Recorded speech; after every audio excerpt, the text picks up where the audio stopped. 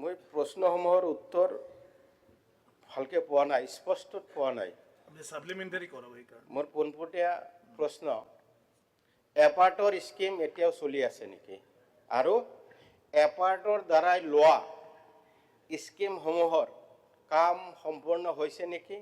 আৰু যি কামবিলাক সম্পূৰ্ণ হৈছে এতিয়ালৈ তেওঁলোকে ঠিকাদাৰসকলক পেমেণ্ট দিয়া হোৱা নাই কিয়? আৰু মই আৰু প্ৰশ্ন কৰিছিলোঁ বীজ লৈ, বীজবিলাক সাপ্লাই কোনে দিয়ে?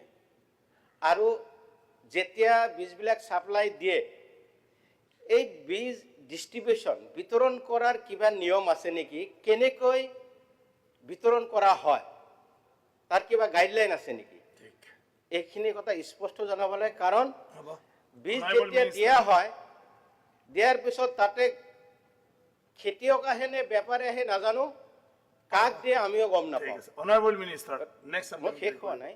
নেক্সট কৰিবা ন- Next supplementary কৰিবা।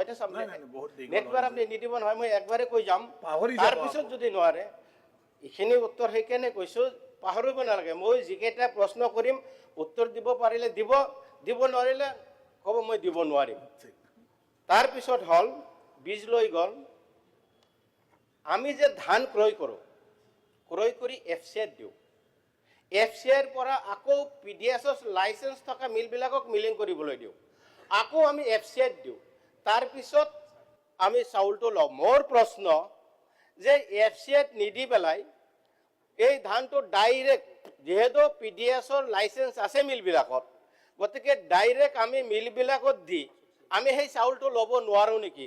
মাজত FCI কিয় টানি আনিব লাগে? মোৰ এইটো পোনপটীয়া প্ৰশ্ন। আৰু বাকীখিনি মই আকৌ ক'ম, গতিকে মই যিখিনি ক'লোঁ, আৰু এপাৰ্টৰ দ্বাৰাই যিখিনি মই ক'লোঁ যে পে'মেণ্ট পোৱা নাই, কিছু কাম আধা লোৱা হৈছে, কৈছে সম্পূৰ্ণ হৈছে, সম্পূৰ্ণ হোৱা নাই। এতিয়া মাৰ্কেট ছেট কিছু লোৱা হৈছে, যেনেকুৱা Nabang market set, Sutarpara market set, Chidabari market set, কাম কেতিয়াবা কমপ্লিট, পে'মেণ্ট কি এতিয়ালৈ হোৱা নাই। আৰু আধা লোৱা কাম, যেনেকুৱা ৰাস্তা লোৱা হৈছিল, ঠিক এপাৰ্টৰ আছে পৰা ৰাস্তা লোৱা হৈছিল, যেনেকুৱা মামাবাগীৰ শিলৰ পৰা পাৰ্চিং পৰা, এনেকুৱা বহুত ৰাস্তা লোৱা হৈছে, ঠিকাদাৰে পইচাৰ অভাৱত পইচা নোপোৱা কৰাৰ কাৰণে আধৰুৱা কৰি থৈ দিছে। এইটো স্পষ্ট উত্তৰটো হ'ব মোক লাগে। থ্যাংক ইউ অনাৰেবল মিনিস্টাৰ মাননীয় অধ্যক্ষ মহোদয়, আপোনাৰ জৰিয়তে মই অসম বিধানসভাৰ সদস্যগৰাকীক মই কিছু কথা জনাব বিচাৰিছোঁ। তো আপোনালোকে জানে যে এপাৰ্টে আমাৰ ৰাজ্যখনত কেৱল এগ্ৰিকালচাৰ ছেক্টৰতেই নহয়, বিভিন্ন ছেক্টৰত বহুতখিনি ইতিমধ্যে কাম কৰিছে। আচলতে এপাৰ্ট ইনষ্ট্ৰুমেণ্টেল, বিশেষকৈ এগ্ৰিকালচাৰ লেণ্ডস্কেপ ট্ৰেন্সফৰ্মিঙৰ ক্ষেত্ৰত। মই ৰাজ্যখনত এপাৰ্টৰ জৰিয়তে যিবিলাক কাম হৈ আছে তাৰ তালিকা সদনৰ মজিয়াত দাখিল কৰিছিলোঁ। তেখেতে কৈছে যে কাম কৰিছে কিন্তু পে'মেণ্ট পোৱা নাই। মাননীয় অধ্যক্ষ মহোদয়, ৱৰ্ল্ড বেংকৰ নিৰ্দিষ্ট কিছু ক্ৰাইটেৰিয়া আছে আৰু ৱৰ্ল্ড বেংকে বহু দিশেই চায়। গতিকে পে'মেণ্টৰ কথা যিটো কৈছে, এই পে'মেণ্টটো ছিষ্টেমেটিক মেটাৰত এই পে'মেণ্ট ৰিলিজ কৰি আছে, আৰু যিসকলে পাবলৈ আছে নিশ্চয় পাব। এপাৰ্টটো আচলতে ক্লজিঙলৈ গৈ আছে, সেইকাৰণে আমি বহুতখিনি নতুন নতুন পৰিকল্পনা কৰিছিলোঁ যদিও এপাৰ্টৰ জৰিয়তে কৰাৰ সেই সকলোখিনি সম্ভৱ নহ'বগৈ। তথাপি এপাৰ্টৰ জৰিয়তে আমি বহুতখিনি কাম কৰিছোঁ। ইতিমধ্যে ৰাজ্যখনত 93টা ADO কাৰ্যালয় নিৰ্মাণ হৈ উঠিছে। ঠিক তেনেকৈ ৰাজ্যখনৰ বহু ঠাইত ৰোডছ আপগ্ৰেডেশ্যন হৈছে, কমন ফেচিলিটি চেণ্টাৰ হৈছে, 35টা ৱেৰহাউচ ৰাজ্যখনত এপাৰ্টৰ জৰিয়তে গঢ় লৈ উঠিছে, আৰু বহুতখিনি তেনেধৰণৰ কাম ৰাজ্যখনত এপাৰ্টৰ জৰিয়তে সম্ভৱ হৈছে। কিন্তু যিহেতু এপাৰ্ট ক্লজিং ষ্টেজলৈ গৈ আছে, সেইকাৰণে পূৰ্বতে বহুতখিনি পৰিকল্পনা কৰা হৈছিল, যদিও সেয়া এপাৰ্টৰ জৰিয়তে কৰিব পৰা নহ'ব। ৰাজ্যখনৰ অন্যান্য বিভাগৰ জৰিয়তে সেই কামখিনি নিশ্চয় কৰা হ'ব। আৰু বীজ বিতৰণৰ কথা সন্মানীয় সদস্যগৰাকীয়ে কৈছে, মই কৈছোৱেই যে এটা সময় আছিল যিটো সময়ত 90% বীজ ৰাজ্যখনত চৰকাৰে দিব খোজা ৰাজ্যৰ পৰা ক্ৰয় কৰা হৈছিল। কিন্তু এই ক্ষেত্ৰত সেলফ সাফিচিয়েন্ট হ'বৰ কাৰণে যোৱা দিনবিলাকত আমাৰ চৰকাৰে মাননীয় মুখ্যমন্ত্ৰীৰ গাইডেন্সত যিবিলাক ব্যৱস্থা গ্ৰহণ কৰিছে, নিজাববীয়াকৈ 28খন চিড ভিলেজত চিড প্ৰডাকশ্যন কৰাকে ধৰি চাৰ্টিফাইড চিড প্ৰডাকশ্যন কৰাকে ধৰি অন্যান্য যেনেধৰণৰ ছাপোৰ্ট ফাৰ্মাৰ্ছসকলক দিছে, বীজ উৎপাদন হৈছে। এতিয়া বীজ বিতৰণৰ ক্ষেত্ৰত আপোনালোকে জানে, সন্মানীয় সদস্যসকলে, মাননীয় অধ্যক্ষ মহোদয়, এটা বিভাগ আছে। আমাৰ ডিষ্ট্ৰিক্ট এগ্ৰিকালচাৰ অফিচ আছে, সাব ডিভিজনবিলাকত তাত SDO আছে, অন্যান্য অফিচাৰ আছে। গতিকে সেইসকলৰ জৰিয়তে বীজবিলাক বিতৰণ কৰা হয়। আৰু এইখিনি ক্ষেত্ৰত মই ভাবোঁ যে নিজৰ নিজৰ সমষ্টিত সন্মানীয় সদস্যসকলে যদি ভালকৈ লক্ষ্য ৰাখে, তে প্ৰকৃত কৃষকে নিশ্চয় লাভ কৰিব। আৰু মই তেনে কোনো অভিযোগ পূৰ্বতে পোৱা নাই। কিছুমান জিলাত বহুত খেলি মেলি আছে, খেতিয়ক নোহোৱা মানুহে বীজবিলাক নিব বিচাৰে, এনেধৰণৰ কাৰণত বহু ঠাইত বহু ধৰণৰ খেলি মেলি মাজে মাজে হয়। আৰু তেনে অভিযোগ পালে সেইখিনি তৎকালে নিৰাময় কৰিবৰ কাৰণে আমি চেষ্টা কৰোঁ। আৰু FCI কথাটো মাননীয় সদস্যগৰাকীয়ে যিটো সুধিছে, মই ভাবোঁ তেখেতৰ প্ৰশ্নৰ উত্তৰত মই এই গোটেই কথাখিনি FCI আমাৰ ফুড এণ্ড চিভিল ছাপ্লাই ডিপাৰ্টমেণ্টৰ পৰা আনি পেলাই কিছু তথ্য দাখিল কৰিছোঁ। তেখেতে যদি সেই তাত সন্তুষ্ট হোৱা নাই, এটা বেলেগ ডিভাইচত সন্মানীয় আমাৰ food and civil supply and consumers affairs এটা বিভাগ আছে, মন্ত্ৰী আছে। গতিকে এটা সুকীয়া প্ৰশ্ন যদি উত্থাপন কৰে, ডেফিনেটলি নিশ্চয় সেই প্ৰশ্নৰ উত্তৰ তেখেতে পাব। আৰু যিখিনি সম্ভৱ হয় সেইখিনি সদনৰ মজিয়াত দিয়া হৈছে। অধ্যক্ষ মহোদয়, মন্ত্ৰী ডাঙৰীয়া বোধকৰো বিভাগৰ বিষয়ে ইমান জ্ঞাত নহয়। মই বাৰে বাৰে কৈছোঁ পোনপটীয়া উত্তৰটো লাগে, কিন্তু দিব পৰা নাই। তেওঁ কৈছে, মই কৈছোঁ যে যিখিনি টকা ওলোৱাৰ পিছত এটা মাৰ্কেট ছেট মই ধৰিলোঁ, সেই পেমেণ্টটো কিয় পোৱা নাই? এপাৰ্টৰ গাইডলাইন মতে কাম সম্পূৰ্ণ হৈছে, এপাৰ্টৰ গাইডলাইন মতে বিল জমা হৈছে, এতিয়ালৈ কিয় পেমেণ্ট পোৱা নাই? সেইটো উত্তৰটো লাগে। সেইটো পোৱা নাই। আৰু আপুনি বেলেগ কথা আনিলে আৰু সেইটো মাননীয় অধ্যক্ষ মহোদয়, আনত সেই অভিযোগটো মই কৈছোঁ, আমি জনামতে তেখেতৰ সমষ্টিত কিছুমান কাম এপাৰ্টে বিচৰা এই যে আধাৰৰ কাম যিটো আছে, সম্ভৱ হোৱা নাই, এয়া হৈ উঠা নাই। আৰু সেইকাৰণে পোৱা নাই। ক্লজিং ষ্টেটাছ যিখিনি তথ্য লাগে ৱৰ্ল্ড বেংকৰ অধ্যক্ষ মহোদয়, কাম কাজ কৰা, মই কৈছোঁ যে সময়সীমাটা এতিয়ালৈ এপাৰ্টত আছে নেকি? হয় আছে, নহ'লে নাই।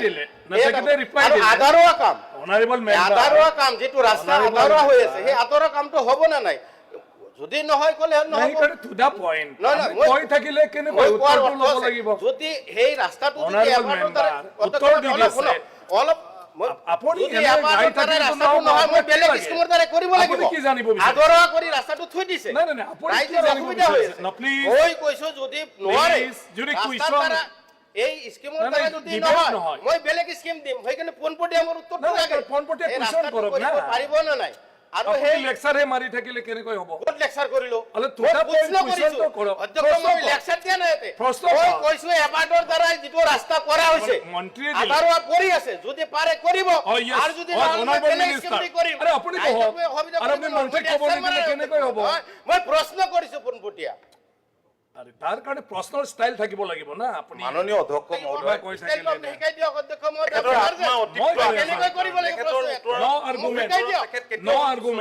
কাৰণ তেখেতে সুধিব লাগিছিল কামটো কেতিয়া সম্পূৰ্ণ হ'ব, তেখেতে সুধিছে পইচাটো কেতিয়া পাব। যিটো কথা ঠিকাদাৰে সুধিব লাগে, এই সন্মানীয় সদস্যগৰাকীয়ে সোধাৰ কাৰণটো কি? সন্মানীয় সদস্যগৰাকীয়ে সেই প্ৰশ্নটোৰ বুজি পোৱা নাই। আধাৰুৱা কামো আছে, সম্পূৰ্ণ হোৱা কামো আছে। সম্পূৰ্ণ হোৱা কামৰ পইচা কেতিয়া পাব? আধাৰুৱা কাম আশৰাফুল থ্যাংক ইউ স্যাৰ। এই এপাৰ্টৰ টু দা পইণ্ট কুৱেশ্যনটো কৰা। স্যাৰ একদম এপাৰ্টৰ স্কিমবিলাক আচলতে ল'ব লাগিছিল। কি জানিব বিচাৰিছে এইটো? স্যাৰ এই এডিঅ'ই হওক, নলেজ চেণ্টাৰে হওক, এই এডিঅ'বিলাক যদি RIDF-ত চেংচন পাব লাগিছিল, কিন্তু চেংচন নোপোৱাকৈ এওঁলোকে এডভাৰটাইজ কৰিলে যে RIDF-ত চেংচন হৈছে, আৰু যাৰ কাৰণে আজিলৈকে পেমেণ্ট হোৱা নাই, কাম ইনকমপ্লিট হৈ আছে। সেইকাৰণে কি জানিব বিচাৰিছে? তো মন্ত্ৰী মহোদয়, এইটো পেমেণ্ট ক্লিয়াৰ কৰি দিয়ক, কাম কাজ চব শেষ হৈ যাব। আৰু 2 নম্বৰ কথাটো হৈছে স্যাৰ, এই যে এডিঅ' অফিচ, আপুনি চব জানিলে মন্ত্ৰী নাই স্যাৰ, এইটো ফেক্ট, এইটো মন্ত্ৰী মহোদয় নকয়, আপুনি মন্ত্ৰীৰ পৰা কি জানিব বিচাৰিছে? এডভাৰটাইজ কৰিলে। 2 নম্বৰ কথা, please. 2 নম্বৰ কথা ছাৰ, এই যে এডিঅ' আৰু নলেজ চেণ্টাৰবিলাক যে বনালে, এইবিলাক কাৰ্যক্ষম কৰাৰ ব্যৱস্থা কৰিব লাগে। বেছিভাগ কেন্দ্ৰই সেইকাৰণে এৰাবাৰীত কৰিব না ভূত বাংলো নকৰিব? বনাই থোৱা হৈছে। অনাৰিব এৰাবাৰীত নিশ্চয় ভূত বাংলো কৰি থোৱা হৈছে। এই এৰাবাৰীত ভূত বাংলোবিলাক কাৰ্যক্ষম যাতে হয় তাৰ কাৰণে কি বিহিত Honorable ব্যৱস্থা আছে Minister. মন্ত্ৰীমহোদয়ে জনাব লাগে। এইকাৰণে প্ৰশ্নটো কৰক। মাননীয় অধ্যক্ষ মহোদয়, মই ইতিমধ্যেই সদনৰ মজিয়াত কৈ গৈছোঁ যে 93টা এডিঅ' কাৰ্যালয় নিৰ্মাণৰ কাম হাতত লোৱা হৈছিল। গতিকে যিখিনি এডিঅ' নিৰ্মাণৰ কাম, যিবিলাক কাৰ্যালয়ৰ কাম নিৰ্মাণৰ কাম সম্পূৰ্ণ হৈছে, সেইখিনি বহুতখিনিয়ে কাৰ্যক্ষম হৈছে। আৰু যদি ক'ৰবাত বাকী আছে, মাননীয় সদস্যগৰাকীয়ে মোক আঙুলিয়াই দিলে নিশ্চিতভাৱে সেই তাত যদি কিবা আধৰুৱা হৈ আছে, অসম্পূৰ্ণ হৈ আছে, আৰু কৰিবলৈ চেষ্টা কৰিম।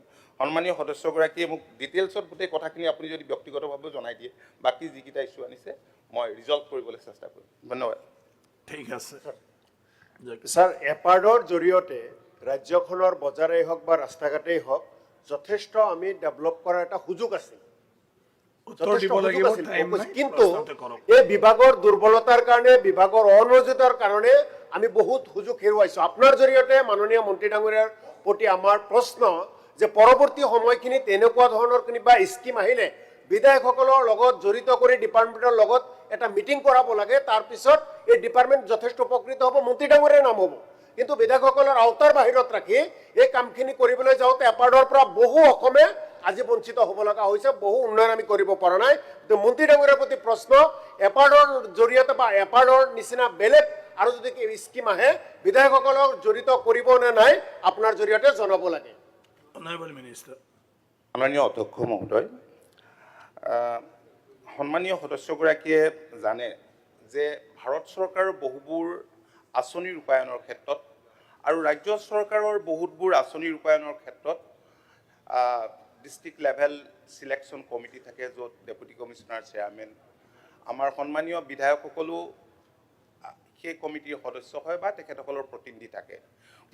আমাৰ চিলেকশ্যনবিলাক প্ৰায়বিলাকে, আজি আমি ট্ৰেক্টৰেই দিওঁ বা পাৱাৰ টিলাৰেই দিওঁ, অন্য তেনেধৰণৰ কিবা বেনিফিচিয়াৰী ৰিলেটেড যদি তেনেকুৱা কিবা তালিকা বনাবলগীয়া থাকে, আমি বিধায়কসকলক ইনভলভ কৰোঁ। গতিকে তেনে যদি কিবা পোৱা নাই, তেতিয়াহ'লে আঙুলিয়াই দিলে মই নিশ্চয় সেইখিনি ভৱিষ্যত। অধ্যক্ষ মহোদয়,